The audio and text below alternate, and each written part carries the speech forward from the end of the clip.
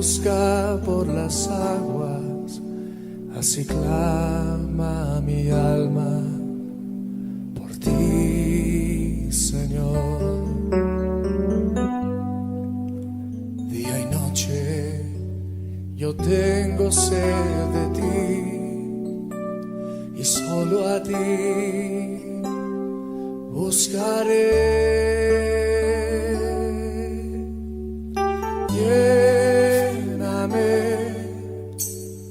Lléname, Señor, dame más de tu amor.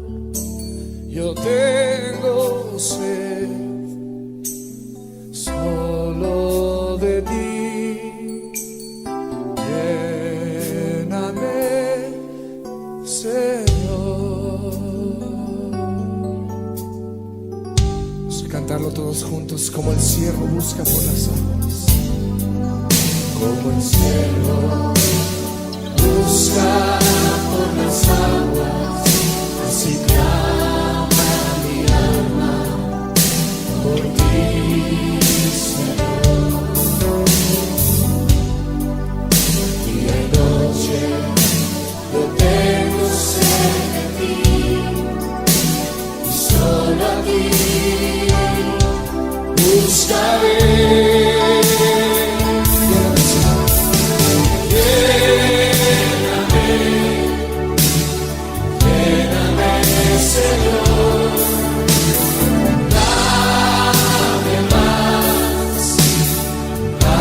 Tu amor, yo tengo sed solo de ti. Lléname, Señor. Lléname, Señor. Lléname, lléname, Señor.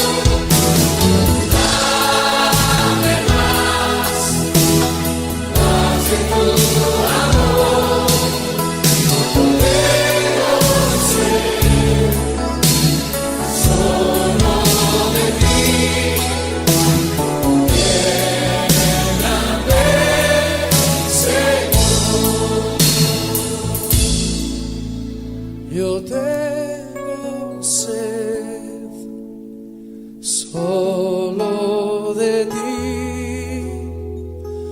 Lléname, Señor.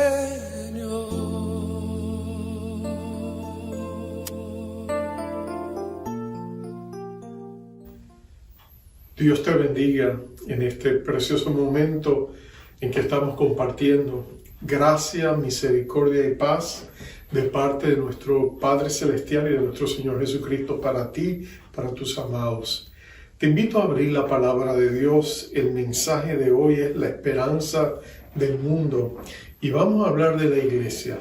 Te invito al libro de Efesios capítulo 3 y vamos a leer pudiéramos leer todo el capítulo, voy a estar refiriéndome a todo el capítulo, pero vamos a concentrarnos en la última oración que Pablo hace en esta carta. Es una oración preciosa y es una oración que Pablo ora para los creyentes en Éfeso, pero también es una oración que tú y yo podemos orar por nosotros mismos, porque anhelamos lo mismo que Pablo va a describir aquí.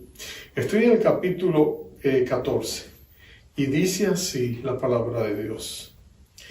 Por esta causa doblo mis rodillas ante el Padre de nuestro Señor Jesucristo, de quien toma nombre toda familia en los cielos y en la tierra, para que os dé, conforme a las riquezas de su gloria, el ser fortalecido con poder en el hombre interior por su Espíritu, para que habite Cristo por la fe en vuestros corazones, a fin de que arraigados y cimentados en amor, seáis plenamente capaces de comprender con todos los santos cuál sea la anchura, la longitud, la profundidad y la altura, y de conocer el amor de Cristo que excede todo conocimiento, para que seáis llenos de toda la plenitud de Dios. Y aquel que es poderoso para hacer todas las cosas, mucho más abundantemente de lo que pedimos o entendemos, según el poder que actúa en nosotros, a Él sea gloria en la Iglesia, en Cristo Jesús, por todas las edades, por los siglos de los siglos. Amén. Qué preciosa oración. Vamos a orar. Padre amado, qué precioso es acercarnos a un trono de gracia donde las puertas están abiertas para cada uno de nosotros, sabiendo que somos recibidos con los brazos abiertos y que nuestro Padre anhela escuchar las oraciones que hay en nuestro corazón. Señor, qué bueno es saber que en Jesucristo todas las promesas del cielo son sí, amén. Y en esta preciosa oportunidad yo te pido que bendigas el corazón de cada persona que escuche este mensaje. Señor, que tú no solamente nos permitas escucharlo con nuestra mente, sino que actives lo más profundo de nuestro corazón para recibir estas bendiciones que Pablo ora por los hermanos en Éfeso. Oh Señor, llévanos a una profunda experiencia con tu amor y con tu corazón. Te lo pedimos para gloria tuya. Señor, transfórmanos con tu presencia. En Cristo Jesús te lo pedimos. Amén. Amén, amén.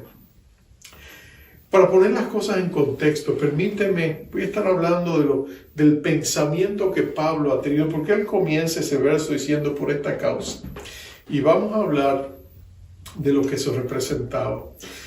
Pero para hacerlo, él va a presentarte lo que él llama el misterio de la iglesia. Él te va a decir, la iglesia es la invención de Dios. Pero para poder entender lo grandiosa que es esta idea, esta comunidad de creyentes que Dios ha creado, tenemos que ir al comienzo para entender cómo llegamos hasta aquí. Y lo cierto es que en el corazón del ser humano siempre ha habido esa gran necesidad de estar juntos con la familia de Dios.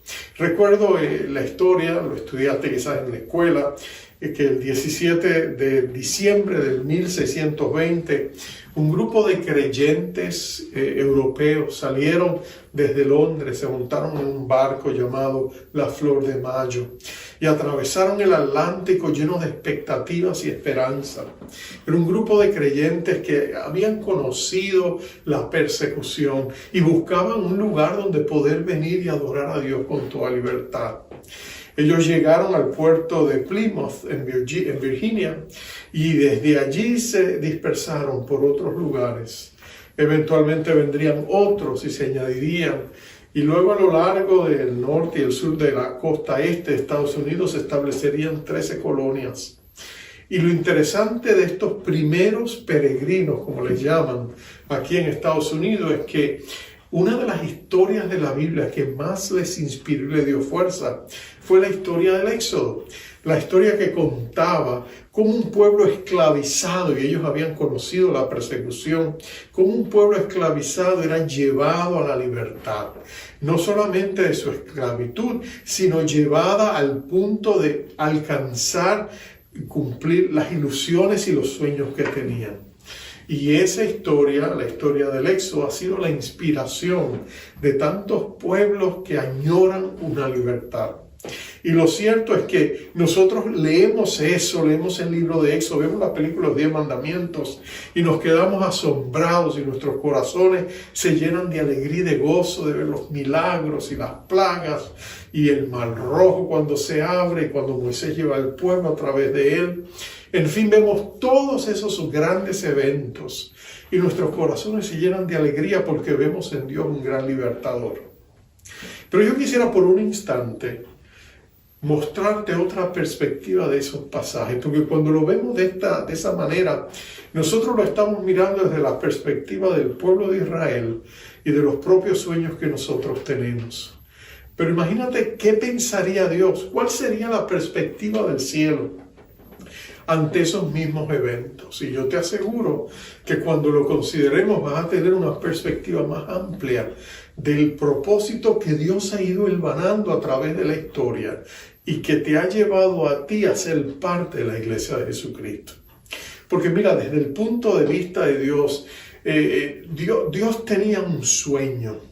Él le había dado una promesa a un hombre, que él lo bendeciría y que a través de la bendición que él recibiría, ese hombre se llamaba Abraham, Dios bendeciría a todas las familias de la tierra. Entonces lo que tú ves desde el comienzo es que la visión de Dios es universal.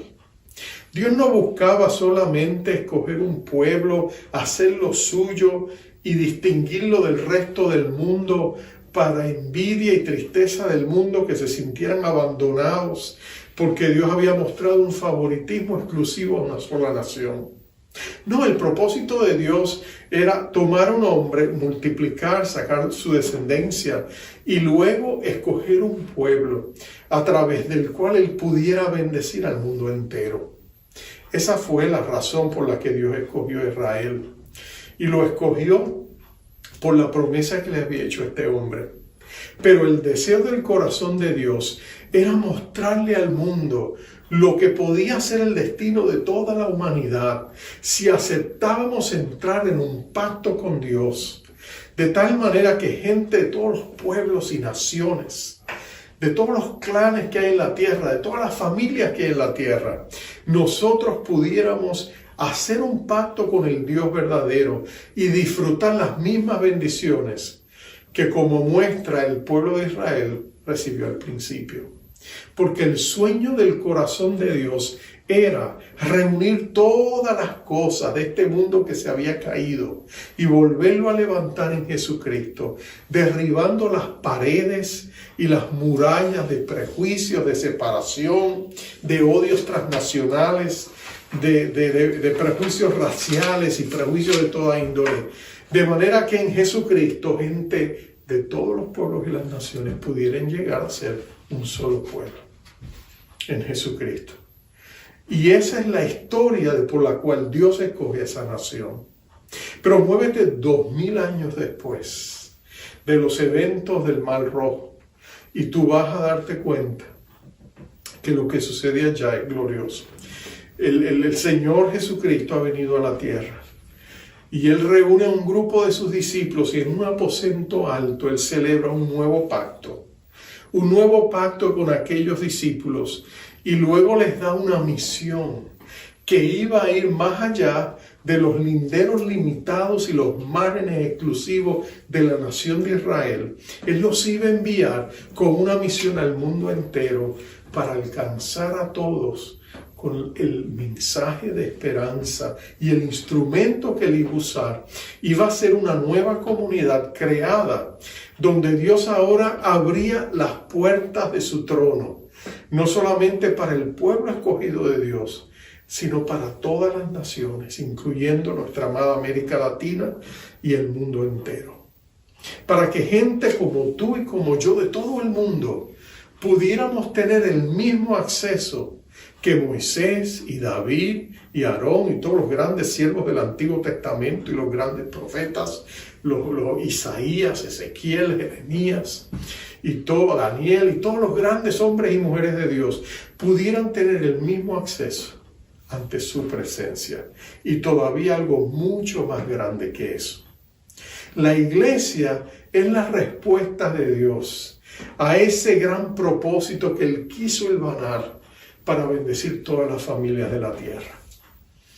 Y por supuesto, esa idea había sido escondida en las páginas del Antiguo Testamento. Y por eso Pablo, cuando tú lees los primeros versos del capítulo 3, él te habla de ese misterio que ahora ha sido revelado. Que Cristo ha derribado la barrera de separación entre la nación de Judía y las naciones del mundo. Y que ahora en Jesucristo, de ambos lados, podríamos llegar a ser un solo pueblo y tener el mismo acceso delante de la presencia de Dios. Eso es glorioso. Y cuando nosotros pensamos en la iglesia, de eso se trata. Que Dios ha establecido el cuerpo de Cristo, la iglesia, como una comunidad universal e internacional de gente de todos los tiempos, para que en Jesucristo llegamos a ser un pueblo escogido de Dios, como lo fue Israel. Por supuesto, nosotros hablamos, a veces los teólogos hablan de dos iglesias, La iglesia que está en el cielo, la iglesia que está en la tierra. La iglesia que está en el cielo, como ya están en el cielo y han pasado y han triunfado gracias a la victoria de Cristo en la cruz, le llaman la iglesia triunfante. Y a la iglesia que estamos aquí en la tierra, que todavía estamos envueltos en el fragor de la batalla espiritual, le llamamos la iglesia militante. Pero ante los ojos de Dios hay una sola iglesia. Y ambas iglesias es una sola en Jesucristo. Recuerdo la historia de una niña que en una ocasión ella había tenido 7 hermanos, eran 7 hermanos los que ella tenía, pero 2 habían muerto y alguien se acercó, en el pasado de bebés había muerto y entonces alguien se acercó y le dijo, oye, hijita, ¿cuántos hermanos tienes? Yo tengo 7. No, pero acuérdate, perdiste 2, ¿cuántos tienes ahora? Y le preguntaron y ella dijo, todavía tengo 7.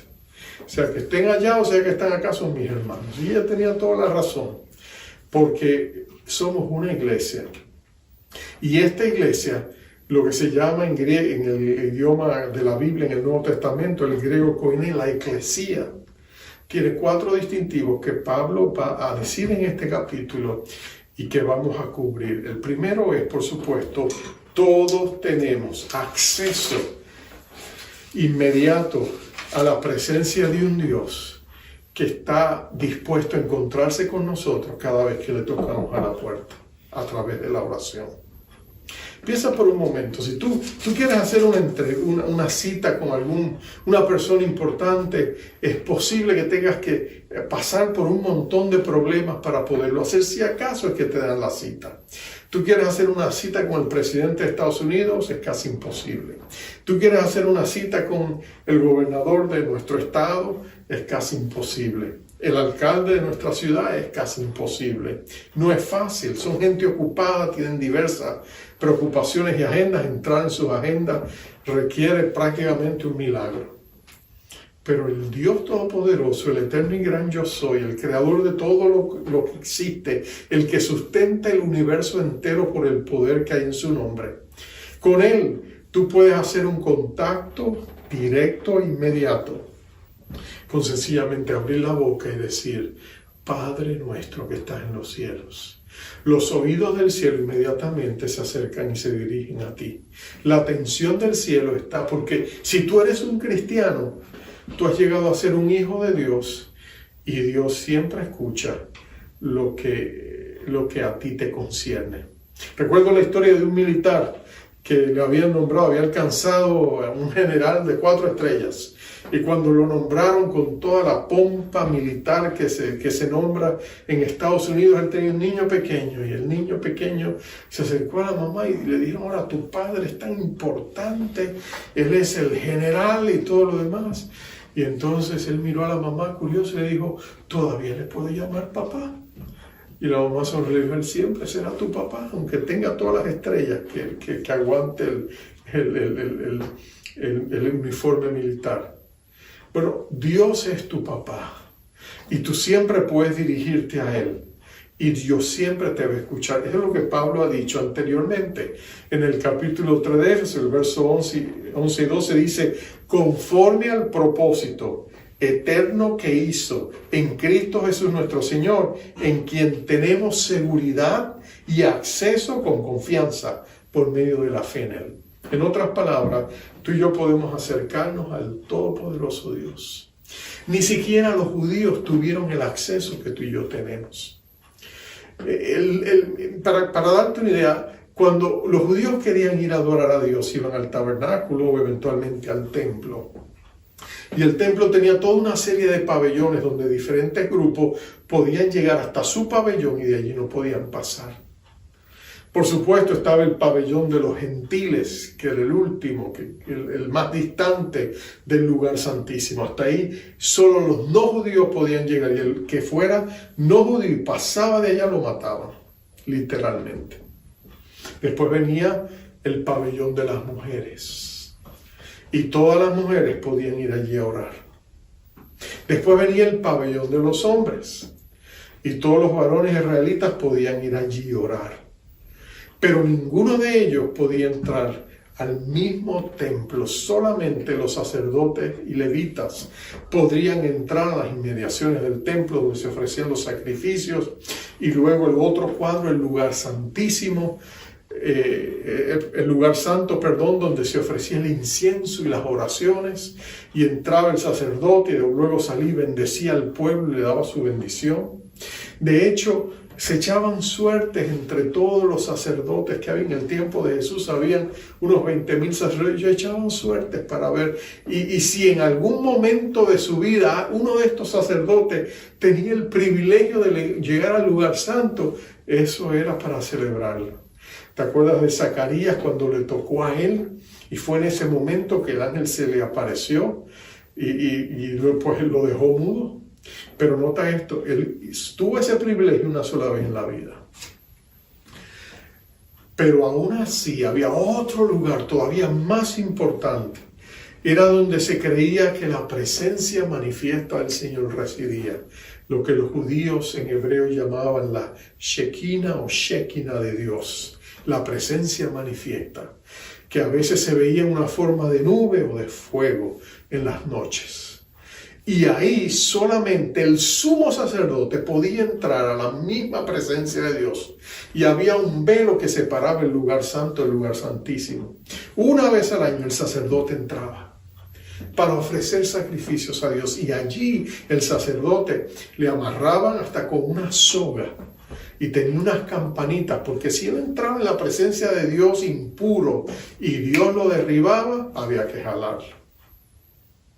Y una vez al año él entraba para ofrecer el sacrificio de la sangre delante de la presencia santa de Dios a favor de los pecados de toda la nación. Una vez al año.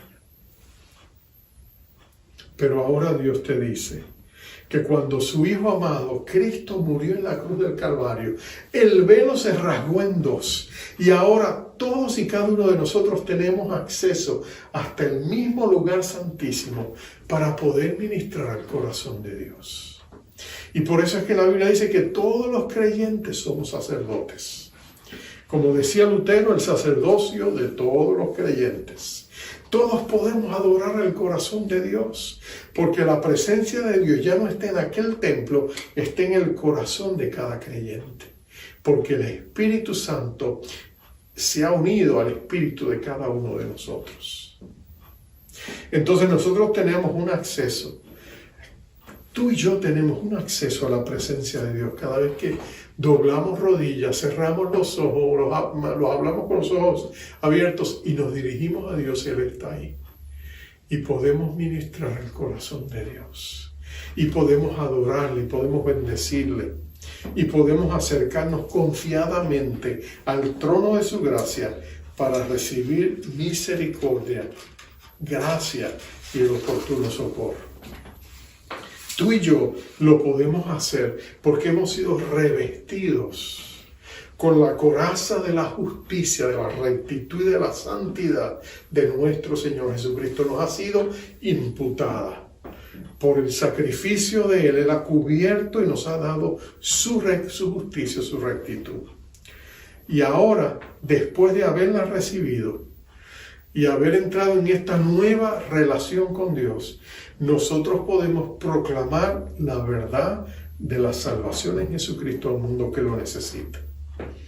Interesante que Pablo dijo en el verso 10, para que la multicolorida sería otra manera de decirlo, la multicolorida, piensa en una gema o una joya, un diamante con muchas facetas y muchos colores, para que la multiforme sabiduría de Dios sea ahora dada a conocer por medio de la iglesia a los principados y potestades en los lugares celestiales. Imagínate eso. La iglesia no solamente tiene el privilegio de comunicar al mundo el evangelio de Jesucristo, aún los principados y los sacerdotes y los autoridades y potestades en los cielos, tanto buenas como no tan buenas, estaban pendientes de qué era lo que iba a suceder ahora. ¿Qué era esta nueva agencia, esta nueva comunidad que había surgido, que se llama la iglesia? ¿Qué va a pasar ahora con ella? Y ellos dicen que los ángeles, dice Pedro, con interés y curiosidad escuchan y ven lo que la iglesia tenía que enseñar. Y por eso el fundamento de la iglesia es la verdad, como fue enseñada por los primeros apóstoles. Y lo que Dios les daba a los profetas, y ellos también lo proclamaban, el mundo espiritual con curiosidad miraba absorto lo que la iglesia tenía que comunicar. Y eso es vital porque en el tiempo en que tú y yo estamos viviendo, la iglesia de Jesucristo ha sido desestimada, ha sido puesta a un lado. Se ha visto a la iglesia del Señor Jesucristo como un gran enemigo. Ahora mismo, en esta intensa batalla espiritual que se está desatando en medio nuestro, entre el bien y el mal, por el destino y el futuro de naciones y pueblos, y de esta nación como la que nosotros vivimos en Estados Unidos, hay una intensa batalla espiritual. Y pareciera que el mal va ganando.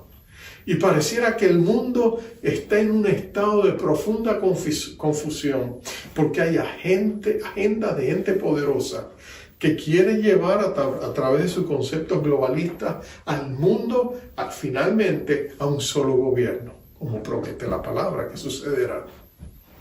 Pero déjame decirte esto. El pueblo de Dios sigue siendo la esperanza del mundo. Porque cuando nosotros como iglesia oramos, la mano omnipotente de Dios se mueve y Dios sigue siendo el Señor de los cielos y la tierra. Él sigue siendo el gobernante de los gobernantes de la tierra. Y cuando tú y yo oramos, Dios actúa y Dios está por actuar.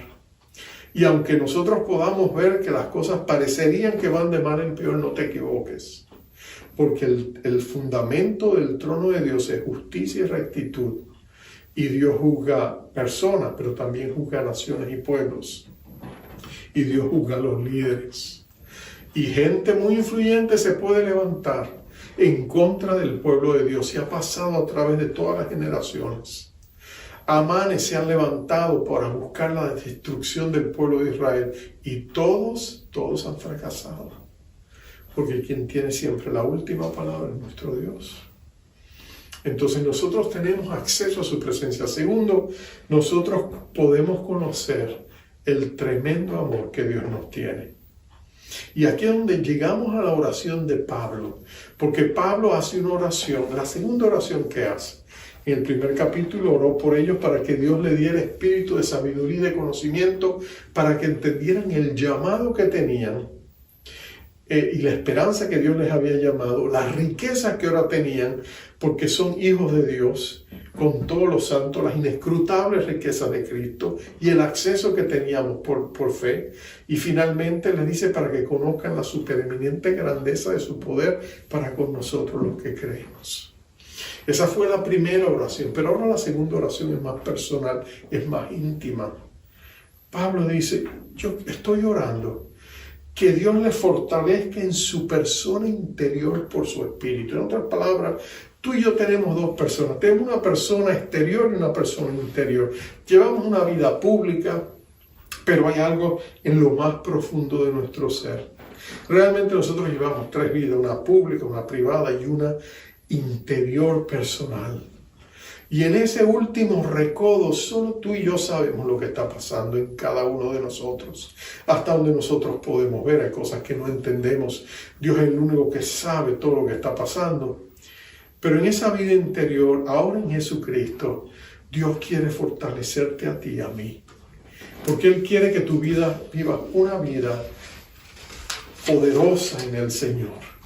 Agarrado de sus promesas. Agarrado de todo lo que Dios ha hecho.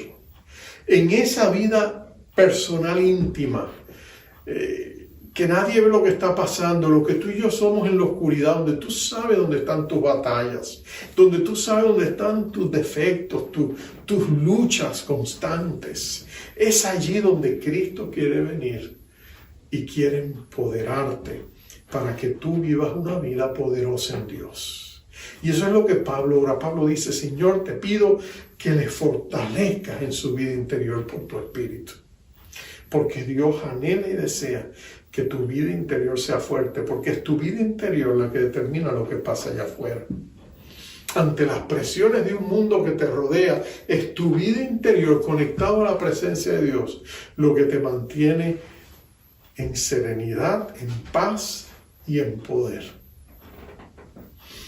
Y no solamente eso, Pablo también desea que en esa persona interior tú tengas una experiencia y conozcas el amor de Cristo. Pablo está hablando de una experiencia profunda espiritual, donde ese amor te es revelado. Porque Pablo no está diciendo, la palabra conocer y comprender que él usa, cuando él dice, mi deseo es que conozca la anchura, la longitud, la profundidad y la altura del amor de Cristo, que excede todo conocimiento. Él está hablando no de un conocimiento racional intelectual. No es que te lo van a explicar y tú vas a decir, oh sí, yo lo entiendo. No es que te van a decir, mira, Dios te ama y tú vas a decir, ah, sí, yo sé. No, no se trata de un conocimiento racional. No es la facultad de raciocinio la que tú vas a experimentar, no. Cuando Pablo usa esa palabra, la palabra que él usa usualmente se refería no al asentimiento o entendimiento mental, sino a una profunda experiencia interior. Como si alguien te describe algo y tú no sabes de qué te está hablando. Y te dice, oh, si fueras a ver las cataratas del Niágara, son extraordinarias. Y tú dices, ok, muy bien. Pero cuando tú vas y las ves, te quedas asombrado y dices, wow, increíbles son. O cuando una persona te describe un jugo, una bebida exótica de frutas naturales, y tú dices, yo nunca la he probado, y finalmente la pruebas y dices, ahora sé de qué me están hablando. Ese sentido de tener una experiencia profunda, donde el amor de Dios te llena de tal manera que tú llegas a entender que a pesar de tus defectos, a pesar de tus flaquezas, a pesar de todo, Dios te ama y nadie te lo puede quitar. Porque si fuera solo un asentimiento mental, si fuera un argumento que la gente te dice Dios te ama y tú dices yo lo creo, podría venir otro y te dice mira Dios no te ama y te voy a decir por qué, darte varias razones y minar tu confianza en tu argumento y ahora de pronto empiezas a dudar y dices verdad es, yo no merezco ser amado, yo no soy digno del amor de Dios, yo estoy plagado de errores y de pecados y de defectos, ¿cómo puede un Dios perfecto amarme? Y después que te convencieron, te desconvencieron. Pero cuando tú lo experimentas, cuando tú lo vives, cuando tú descubres que Dios te ama a ti. Sí, Dios ama a todo el mundo, pero te ama a ti. Y cuando ese amor en ti se hace personal, tú llegas a darte cuenta de que, wow, cambia tu vida. Eso le pasó a Pablo. Pablo era un perseguidor de la iglesia. Y Pablo fue responsable de cristianos que murieron. Pero nota esto, ahora Pablo tuvo un encuentro camino a Damasco. Se le apareció el Señor y le dijo, Saulo, Saulo, ¿por qué me persigues? Y Saulo quedó abrumado por esa experiencia. Y no solamente queda abrumado, queda ciego. Y tú sabes que lo llevan hasta la ciudad de Damasco. Y allá por 3 días y 3 noches, él ayuna, él ora, él busca a Dios. Él no puede ver, él está totalmente, él se siente condenado. Él se siente que ha estado cometiendo el error más grande de su vida y no lo sabía. Y él pensaba que sinceramente estaba haciendo lo correcto y estaba haciendo todo lo contrario de lo que Dios quería que él hiciera. Ahora toda su arrogancia se ha ido al piso. Él no tiene paz. Él se siente condenado, él no sabe qué hacer, él está desesperado. Y Dios levanta a un hombre llamado Ananías que va y lo ve. Y tan pronto llega él, lo primero que le dice es, sorpresa de sorpresa, le dice hermano Pablo. Y él tiene que haberse rascado la cabeza porque él sabe que este Ananías es parte de esa comunidad que él venía a destruir. Pero él empieza a experimentar ese amor de Dios a través de los hermanos. Luego la iglesia de Antioquía, después que él ora por él y él recibe la vista, y después que es bautizado y llega a conocer a los hermanos de la iglesia de Damasco, estos hermanos le aman, a pesar de todo lo que él había hecho. Y cuando sale de allá, se va 3 años a Arabia y después regresa, y cuando ya no puede quedarse en Damasco, va a Jerusalén y allá los hermanos lo reciben, aunque algunos con temor, pero lo aman. Y es el amor de Cristo lo que va a transformar el corazón de este hombre. Sin duda que él tuvo experiencia donde él sintió ese amor, cuando quizás fue al tercer cielo y vio a Jesús y sintió el amor de Jesucristo hacia su persona. Tiene que haber sido tremendamente transformador. Y por eso es que en un momento dado de su vida él se siente y escribe una carta a los hermanos en Corinto, la primera carta, el capítulo 13, conocemos ese capítulo como el capítulo del amor. Y nos preguntamos, ¿pero por qué no lo escribió Juan? Porque cuando tú miras el amor que él describe allí, en esa epístola, en esa carta, en ese capítulo del amor, lo que él describe es el amor de Jesucristo hacia él. Y por eso aquí anteriormente le había dicho, él dice, yo que soy el más pequeño de los santos. Interesante, el más pequeño de los santos. Su nombre Pablo quiere decir pequeño. Y quizás él adoptó ese nombre griego porque así se sentía, pequeño, ante la gracia de un Dios que lo amaba a pesar de sí mismo. Y es por eso que Pablo puede escribir del amor de Dios. Pero él dice, es necesario que todos los cristianos tengamos esa llenura de amor. Es importante que cada uno de nosotros pueda descubrir cuánto Dios nos ama. Porque el amor de Dios es intenso, es pleno. Y Él quiere que nosotros lo conozcamos. Y cuando una persona conoce ese amor, o déjame decirte, todo cambia. Todo es transformado. Porque el amor de Cristo nos transforma de una manera profunda. Y por eso debemos orar, Señor, déjanos conocer la anchura, la longitud, la profundidad y la altura del amor de Cristo. Es como un vasto océano donde tú y yo podemos meternos. Tan alto que podemos llegar hasta el cielo mismo. Tan profundo que en lo más profundo de nuestro fuero interior allí lo encontramos. Tan ancho porque cubre al mundo entero. Y tan largo porque será nuestra experiencia por toda la eternidad. Ese amor Cristo quiere que tú lo conozcas y que tú lo experimentes. Más que eso, Dios quiere darte más que eso, y es lo que Pablo termina diciendo. Cuando él le dice, él ora por ellos para que ellos reciban la plenitud de Dios. Ahora, eso es profundo, porque él les dice, no solamente ser fortalecidos con el hombre interior, sino y recibir todo ese amor de Cristo que excede todo conocimiento. En el verso 19 dice, para que seáis llenos de toda la plenitud de Dios. Él está hablando de la llenura del Espíritu Santo. Él está diciendo que nosotros podemos estar llenos de nosotros mismos o estar llenos de Dios. La palabra que se traduce plenitud es una palabra pleroma, que lo que significa es algo que está completo, que no le falta nada. Se usaba, por ejemplo, de una comunidad donde todas las casas estaban ocupadas. Se usaba también de un barco que tenía toda la tripulación a bordo y todo el cargamento y estaban listos para salir del puerto y podían decir que estaban en condición de pleroma para salir porque estaban completos, no faltaba nadie. Y lo que Dios te está diciendo es que en Jesucristo tú también estás completo. No te falta nada. Todo lo que tú y yo íbamos a necesitar, Cristo ya lo hizo en la cruz del Calvario. En la cruz del Calvario hubo abundante gracia y perdón de todos nuestros pecados. Allí en la cruz del Calvario Cristo lidió con la culpa del pecado. Allí en la cruz del Calvario Cristo derrotó a Satanás, derrotó la muerte, derrotó el pecado y al mundo. Allí en la cruz del Calvario Cristo trajo sanidad a los hijos de Dios, porque por sus llagas y sus heridas fuimos sanados, y del tesoro de esas heridas nosotros recibimos el manantial de su sangre que nos sana cuando estamos enfermos. Todo lo que tú y yo necesitamos en la cruz se hizo. Y hemos sido bendecidos con toda bendición espiritual en los lugares celestiales en Cristo Jesús. Tú y yo estamos completos, no te falta nada. Y tú dices, pero pastor, si no me falta nada, ¿por qué lucho? Porque tengo mis cargas, porque todo me pasa y todo lo que estoy sufriendo y todo lo que vemos alrededor nuestro. Bueno, amados, porque tenemos que ejercer la fe que Dios nos ha dado. Porque con Él tú puedes cambiar las cosas.